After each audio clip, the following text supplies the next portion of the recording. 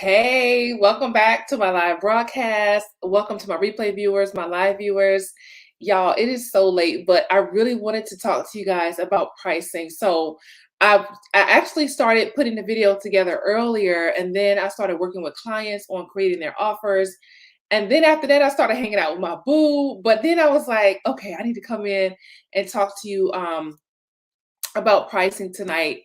And even though it's late, I know that somebody is up. Someone is up, and you're thinking about things, and you probably can't sleep, or you may just be a night owl. Well, I used to be a night owl, but but now, like when it's time to go to bed, I'm ready to go to bed. But today, I'm just so excited because I have some clients who are working on a few things. I was going back and forth with one of my clients who has really stepped into a new level of pricing. And then with me working with clients on creating their high ticket offers.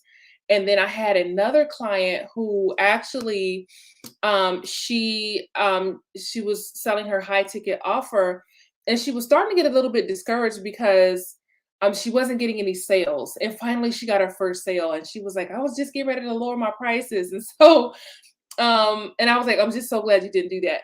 But I wanted to just talk really quickly about pricing and what changes. Like, things change when you go from a certain level of pricing, and then you cross over into a different level of pricing. And the biggest thing is that when your prices are on the lower end, then there's a greater opportunity for more people to join your program or get your offer. However, when you start charging on the higher ticket end of things, then the group of people who qualify for your program is smaller because it's a higher price point. And so it can be kind of frustrating when you're like, well, when I was selling at this price point, when I was selling at $100 a month, I was able to get clients. Now I'm at $600 a month, and I'm having a hard time finding clients. And so I really wanted to talk about how I understand the pressure to lower your prices, because when you're not getting sales, it could feel like, oh my goodness, like this is just too hard. I'm not closing any sales. Why don't I just lower my prices and go back to whatever it was that I was charging? Well, the thing is, you don't want to lower your prices. What you really want to focus on is refining your sales process. Hey, Sherry. And this is something that I really kind of had to learn the hard way, is that you don't, when it comes to selling, there are always going to be people who can pay at the price point that you're charging. You're always going to find people who can. You're just going to find a smaller amount of people who can pay you at your higher price point than at your lower price point. And that's perfectly okay, because you don't need as many clients when you're selling high ticket. Okay. So the thing is, when it comes to selling high ticket, you really want to think about your sales process and focus on refining your sales process, instead of just automatically thinking, okay, I'm charging too much money, I need to lower my prices. That's just not true. Most of the time, what I'm finding is you're probably not charging enough, to be honest. So the thing is, really focusing on your refining process, how you're positioning your ideal clients for the sale, how you're positioning them before you get on the call. And these are things that really, if you're not intentionally focusing on your sales process, probably not things that you're going to be thinking about. So you want to consider, what does this ideal client know about you before you get on a call with them, and what do you know about them? There are some things that you need to find out before you even book a call with them. And so for me, for example, I used to just get on the call with anybody who wanted to book a call with me. I would jump on the call, and I found myself just spending too much time talking to people who were never going to invest in my program anyway. I do not have that kind of time. Like, my life is very busy, especially this week. It's Nutcracker week for my daughter. And so using Nutcracker week is tough, outside of, being busy on a regular basis. Add Nutcracker week to that. And so that's just like my life. Like, I don't have the time, and I know you don't have the time either. You probably have a full-time job. You're probably active in ministry, or you have people that you need to take care of, responsibilities that you have to take care of. We're all busy people, right? Everybody is busy. You do not have the kind of time to be getting on the phone with people who are not qualified for your program. And it's not that, you're being funny. You're just being wise with your time. It's just like if you go to When I was a real estate agent, we did not take people to look at houses unless they were qualified, because I'm like, nobody has the kind of time to be taking somebody all over the town unless we know that they're actually ready to buy. Can you imagine looking at, 20 houses with someone only to find out that their credit is not where it needs to be, or they have something else going on where they can't qualify for a house? Where it's kind of like that with your program. You want to make sure that you're getting on the phone with people who are actually qualified for your program. And so there's a process that you actually take people through to find that out. And sometimes when it comes to sales, we think of sales as like a one-time thing. It's like a one-time transaction. Like when I go, to buy some new lip gloss, I go in there, I pick the lip gloss out, and then I check out, right? That's like a one-time transaction. However, when it comes to sales, when you're in the mentorship consulting space, sales is a process. And that is the shift that you got to make when you're selling high ticket. Just because a person doesn't buy from you at that moment, it doesn't mean that they won't buy from you later down the line. I have a client who she went through my brand in demand boot camp twice before she invested with me. And so it can be like that. You may have people they're always on your workshops, and they love your content, but maybe they're just not ready to invest yet, but maybe one day they will. But if you don't understand that sales is a process, then you're probably going to lose contact with that person and probably not focus on building a relationship with that person.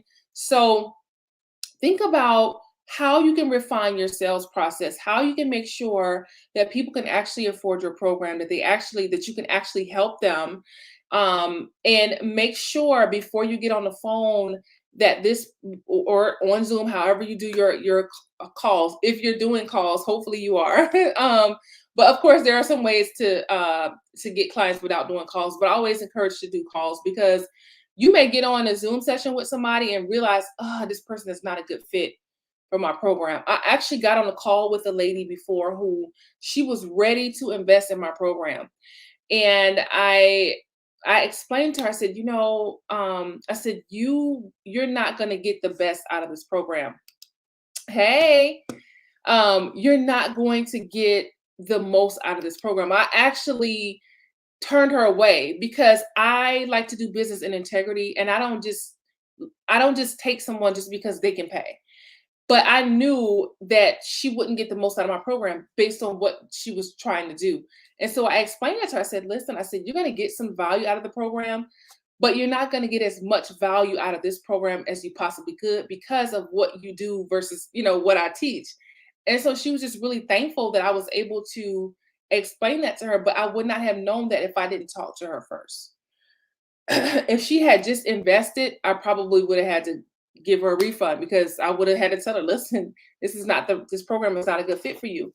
And so, but yeah, but there are ways to close sales without getting on calls. But I always recommend talking to people, communicating with people, and just really connecting with people in a genuine way. Now, I'm an introvert, right? And I'm telling you to connect, right? Because even though it can be scary, and it can seem like like, okay, I need a minute to myself. But if you really want to grow your business, and I just said that because that's that introvert language. Like sometimes I have days where I'm frazzled. I'm like, I'm spent. And I'm like, I'm telling my husband, like, I need a few minutes to myself so I can gather my thoughts. But but sometimes you may feel like that. But when it comes to growing your business, like, you really have to communicate with people. You have to talk to people. You have to connect with people. You cannot be in the coaching and mentorship and consulting space and not want to talk to people, not want to communicate people. Like, you got to get out of that. If that's you, you got to come out of that not wanting to communicate with people. You need to focus on building authentic connections with people. And like I was talking about this earlier this week, where making a post, hey, I was talking about how making a post on social media is not enough. Yes, making a post is important. However, making a post and thinking that everybody's going to come running to your program is not enough. You got to communicate with people. And this is what I'm teaching to my clients on: how to connect with people, how to build a rapport with people, how to find out if they're actually qualified for your program, and all things around sales. As a matter of fact, I was just talking to my clients this morning about how come January, we're spending the entire month of January just focusing on sales conversations.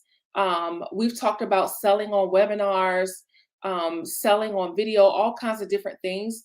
But the whole month of January is dedicated to just sales because it's so important to the life of your business, especially now with how many things are changing when it comes to marketing online. I've talked about the iOS updates, how that has changed marketing, how COVID has changed marketing. So a lot of things have changed. And if you're not on the cutting edge of what's changing and you don't know what to do, how to shift with those changes, you're going to have a really hard time. So the stuff that I'm talking about is so important to you being able to get new clients so that that cash flow can keep coming.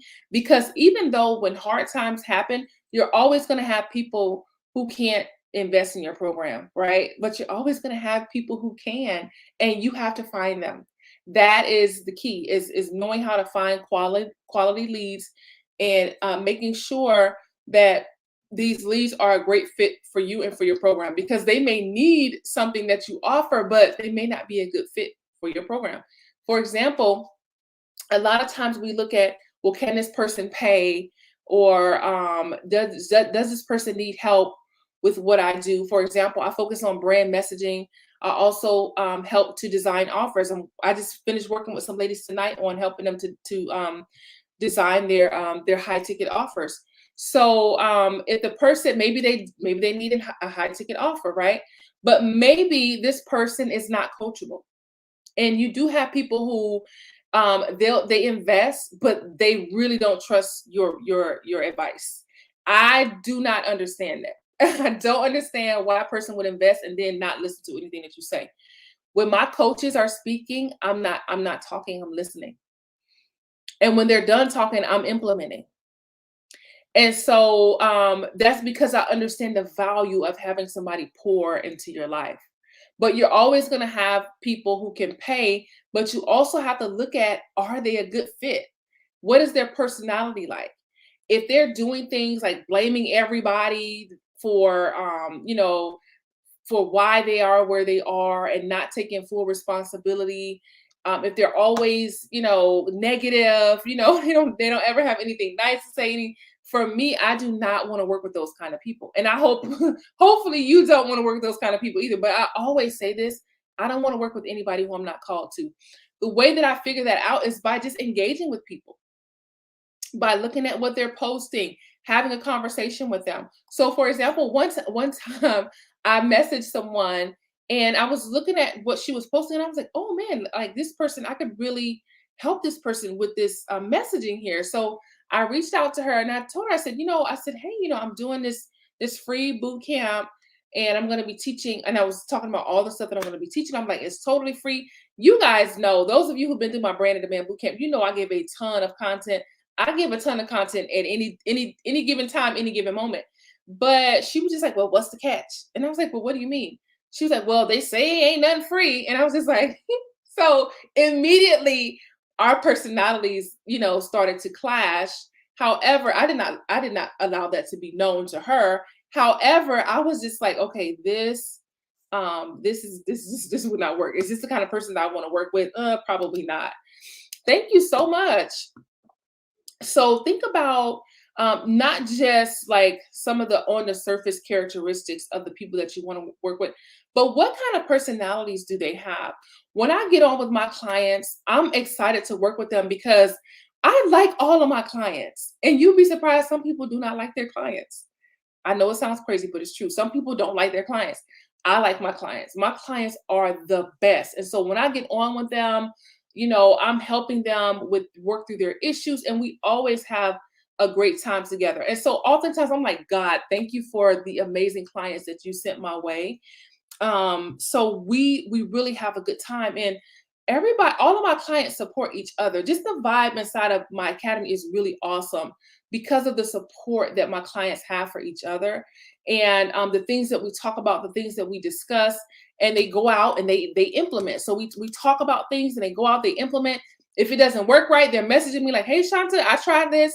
It didn't go the way that I thought." And so I'm able to help them to navigate through those things. But I knew these things about them before I actually, started working with them because I was in communication with them. Now, I'm not saying that you're always going to be able to pick, the best clients when you're, working through your sales process. I'm not saying that every client is going to be perfect, but I'm saying that if you're working your sales process, you will find the right people. And so if you need help with if you want to really improve your sales game in 2022, just send me a quick message and we can get you booked on a free strategy call and figure out if it's good for you and I to work together in 2022 to get your high ticket offer going and to also get your sales process down.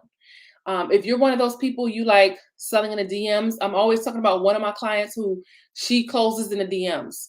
Now, for me, I like to do video. I like to launch. I love teaching. So that's why I like to do the brand and demand bootcamp because I love to teach. Like I could do this every day, all day, but not everybody is like that. So one of my clients is like, I don't know if I'm ever going to launch. I'm like, girl, you don't have to. If you're closing sales in the DMs, then you don't necessarily need to launch. Launching is probably not her thing, but she's still closing sales because she has her sales process down. That's the sales process is working very well for her. I have another client who loves doing video like me. She's always on a live video. I have another client who writes a lot and she's in quite a few book collaborations, and that's how she's working her visibility. But you got, regardless of what you're doing, you have to have your sales process down. And I don't want you to think that, there's a right way. There are some principles when it comes to sales that work in any situation. So there are some pieces that you need to have in place regardless of how you're working your sales process. However, don't get so caught up in, I have to do it this way or I have to do it that way, because there's so many different ways that you can close a sale. You can close a sale by being on Clubhouse and then getting a direct message. You can close a sale from doing a live video. You can close a sale from your Instagram stories, there's so many different things that you can do to close a sale, but there's some things that you need to have in place, especially when you're selling high ticket, because high ticket buyers don't look at the same things as the people who are looking for a lower ticket offer. When I have somebody ask me, Shanta, how much is your program? Then I know immediately what kind of buyer that is, because a person who is a higher ticket buyer, they'll most likely say, well, Shanta, what would I get out of your program? That's what a high ticket buyer wants to know. They want to know, well, what is the transformation that I'm going to get as a result of working with you? What comes in your program? Because that kind of buyer is not so much as worried about the price tag as they are the transformation. Because if the transformation is on point with them, they'll pay. They'll come up with the money. If they don't already have it, they will come up with the money and they'll pay. And so, but when I get people to say, well, how much is your program? Especially when they don't know me yet, they haven't been in my group, they haven't seen any of my videos. I'm like, if I tell this person my price, I'll probably never hear from this person or see this person again, because they're looking for something different. They're looking for the lowest price that they can find. And so think about that sales process and how you can actually close even more sales. Don't think that people aren't buying during the holiday season. It's buying season. Listen, this is my favorite time of the year. It's my birthday month. It's Christmas. Like, this is my favorite time of the year. It's buying season. And so another thing too is a lot of people are looking to start that new year off on the right foot. Now, y'all know how we do. We come up with all these resolutions. That's why at about this time, gym memberships start going up, even though people buy memberships and they don't stick with them. But gym memberships are going up. People are investing in themselves because they're like, all right, 2022 is coming. I want to start the year off right. And so people are looking to have a fresh start. And so now is the time for you to make your offers to them so they can have that fresh start with you. So don't think because it's the holiday season that people are not buying. You're always going to have people who are buying and investing during this season. And so this could be a really great month for you as long as you're working your process. So I said this before, that a lot of people slow down at about this time, and I'm not knocking getting rest, because I encourage you to get rest, right? You should definitely get your rest. but don't slow down to the point where you're missing out on a great opportunity to end this year strong and then start the new year off on the right foot. Okay. So when it comes to your pricing for your offers, a lot of times what I do is with my clients, if they already have an offer, most of the time we're raising prices. And if they don't have an offer yet, we're creating them an offer that starts off at a minimum of $350 a month. I don't think any of my clients have anything under $350 a month, except for one of my clients who works with teens. And then I have another client who hers is more like a membership program where she's helping people to build their credit. So you can see how those kinds of programs may require a little bit of a different price point based on what they're doing. But outside of that, none of my clients have anything less than $350 a month. One of my clients started out at 350, and then now her program is at 550. And she has people paying for her services and her program in full or almost in full. And I think that's really amazing that this is happening when most people think, well, there's a pandemic going on and it's the holiday season and people are not buying. Yes, they are. They absolutely are. So if you're not selling, you're missing out on a great opportunity to end this year strong. So instead of thinking about lowering your prices, focus on refining your sales process because that is what's going to get you more yeses. Of course, when it comes to sales, you're always going to get some no's. It's just a part of the game, right? It just comes with the package. However, you can increase those yeses if you're focusing on refining that sales process. If you have any questions about anything that I talk about, just drop them in the comments, or you can send me a direct message. For those of you who hang out with me all the time, you can send me a direct message. I'm always on Messenger responding to questions and things like that. Or you can send me an email at info@shantaprince.com, and I will answer your question. I check all of my emails and all of my messages. And that your questions also help me to know what kind of content you need. That's how when I hit that live button, I know what I'm talking about because I'm talking to you in the messages and I know what you need and what you're looking for. And so that's how I know what to say. So if you have any questions, don't hesitate to reach out and ask via messenger or via email. All right. Well, I hope you have a wonderful night. I'll be back tomorrow to talk about more things around building your personal brand, selling, creating those high ticket offers, and so much more. So y'all have a wonderful night, and I'll see you again tomorrow.